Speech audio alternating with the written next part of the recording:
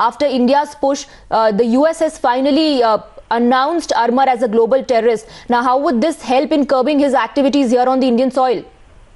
Well, first of all, it's very important that India itself took serious action. And Mohammad Armar is perhaps one of those leaders against whom action is necessary. The idea is to ensure that all leaders who are recruiting people, that's really the entire problem.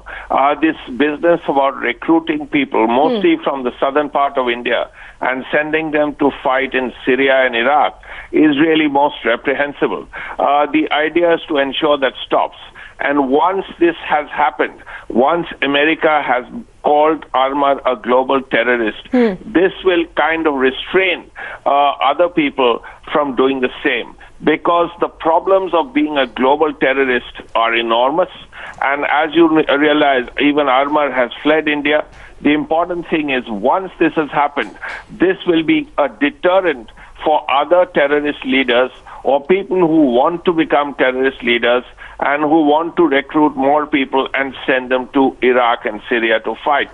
That is perhaps the most important benefit that will arise from Armar being made a global terrorist, according to the Americans.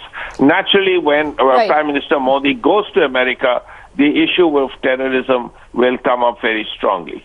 Right. Srinjoy, does this also send out a strong message to all those other Indian ISIS leaders who are brainwashing and trying to recruit for the same, a message that India is very much serious about this and can go to any limits to curb their activities?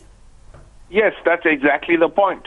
Now, once Armar is a global terrorist and the pressures of being a global terrorist are very, very severe, other people who want to recruit or are beginning to recruit will be deterred, hopefully. And that is the positive that comes out of it, because then there will be fewer people recruiting and therefore fewer people going from India to Iraq and Syria and other countries to fight for ISIS. That is the biggest problem that India is beginning to face. That is a problem that Bangladesh is also facing.